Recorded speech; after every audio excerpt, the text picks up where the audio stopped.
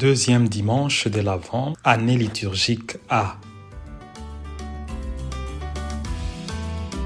Par amour de Christ et par compassion, nous avons quitté maison et famille pour être témoins de Jésus-Christ. De l'équipe de communication de la Société des missionnaires d'Afrique à Rome, nous vous transmettons la bonne nouvelle de ce deuxième dimanche de l'Avent, année liturgique A, afin de nous préparer à la rencontre dominicale avec notre Seigneur Jésus-Christ. La première lecture est tirée du livre du prophète Isaïe, chapitre 11, versets 1 à 10. Le psaume est le 71-72. La deuxième lecture est extraite de la lettre de Saint Paul apôtre aux Romains, chapitre 15, versets 4 à 9. Enfin, l'évangile nous est donné par Saint Matthieu, chapitre 3, versets 1 à 12. Nous vous proposons à présent un texte de notre confrère Jean-Paul Guibila pour nous accompagner jusqu'à ce dimanche. Un jour, le vieux Ternot m'a demandé de lui servir un verre d'eau. Quand je le lui servis, je me suis rendu compte que l'eau n'était pas propre. Alors je lui dis, « Vieux Ternot, remettez-moi l'eau, je vais changer de verre. » Quand je lui ai dit cela, il a retenu ma main et m'a fait signe de m'asseoir. Alors, il m'a demandé, « C'est l'eau qui n'est pas propre ou le verre dans lequel tu m'as servi qui n'est pas propre ?» En y réfléchissant, je me suis rendu compte que l'eau sortait d'une bouteille neuve que je venais moi-même de déboucher. Donc, cela ne pouvait pas être du fait de l'eau, mais bien du verre. Tierno me regarda et me dit que cette nuance, aujourd'hui toute la société l'a fait. Beaucoup de gens pensent que c'est l'eau qui est sale, alors qu'en réalité, c'est le réceptacle lui-même qui est sale dès le début. Beaucoup de gens critiquent la religion, alors qu'en réalité, les enseignements ont toujours été les mêmes. Mais les personnes qui reçoivent ces enseignements à l'intérieur d'elles-mêmes sont sales et obscures. Nos problèmes, ce sont les cœurs. Les cœurs sont malades et déshumanisés, et les gens ne s'en rendent pas compte. Comment voulez-vous que d'un cœur malade puisse sortir quelque chose de positif, de constructif? Et après, on accuse Dieu, on accuse l'autre, alors qu'en réalité, c'est en nous, à l'intérieur de nous-mêmes qu'il y a un problème. Un réceptacle qui n'est pas propre, vous pouvez y mettre n'importe quoi. Ce récipient va salir la chose, peu importe la valeur de ce que vous venez d'y placer. Cette histoire, je l'ai tirée du livre de Monique Mozart à cœur ouvert.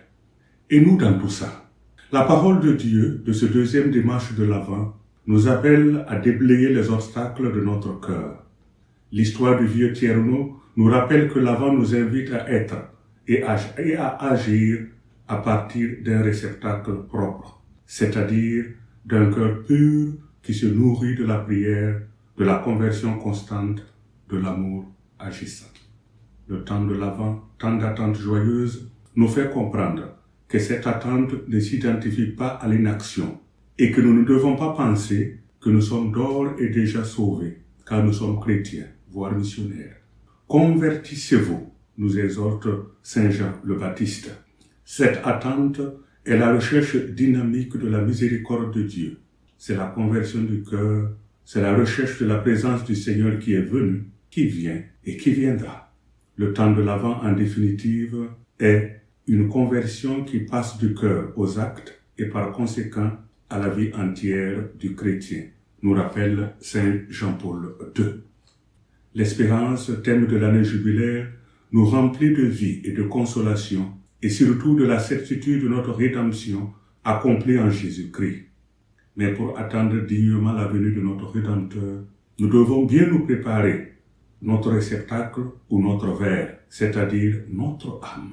C'est pourquoi l'Évangile met dans la bouche de Jean-Baptiste cette invitation pressante, écho-identique de l'annonce messianique du prophète Isaïe. Je cite, « Une voix crie dans le désert, préparez le chemin du Seigneur, aplanissez ses sentiers. » Préparer le chemin du Seigneur signifie parcourir un chemin de conversion à travers une vie de grâce, la prière, la réception digne des sacrements, à travers l'humilité, la charité, le service, le pardon, la générosité dans les relations avec nos semblables et la recherche sincère de Dieu en toutes circonstances. Passer de l'installation à la désinstallation, du je au nous, le tout avec Jésus comme boussole. Et maintenant, à notre réflexion et prière personnelle. Le vieux terneau, en lien avec la parole de Dieu de ce deuxième dimanche de l'Avent, nous invite à une introspection. Avant de questionner, c'est-à-dire avant de remettre en cause les autres, questionnons-nous nous-mêmes d'abord. Avant de vouloir recevoir Jésus qui naît en notre cœur, demandons dans quel état de récipient nous voulons le recevoir. Avant de proclamer le Maître, enlevons nos sandales. Soyons humbles, car nous ne sommes qu'un petit crayon qu'il, le Seigneur, utilise pour écrire son message d'amour pour l'humanité. C'est à ce prix que nous aiderons à accomplir la première lecture de ce deuxième dimanche de l'Avent à Isaïe 11, versets 1 à 10. Si nous voulons que Jésus nous trouve bien disposés, accomplissons des œuvres de vie chrétienne authentiques. Cela signifie porter des fruits de conversion et ouvrons grand notre cœur en bannissant de nous tout égoïsme, tout orgueil, tout sectarisme, en abattant les murs de division, de haine, de sectarisme afin qu'ils puissent naître dans notre âme, dans notre quotidien en cette période de préparation à la fête de Noël. Oui, sa grâce nous suffit si nous y croyons et coopérons avec cette même grâce. Comme disciples de Christ, empruntons et vivons l'invitation de Jean-Baptiste qui nous interpelle personnellement et collectivement à être des ponts de paix, de justice, d'amour et de réconciliation pour nous-mêmes et pour le monde. Ce faisant, nous rendrons le règne de Dieu présent dans la société humaine. Amen.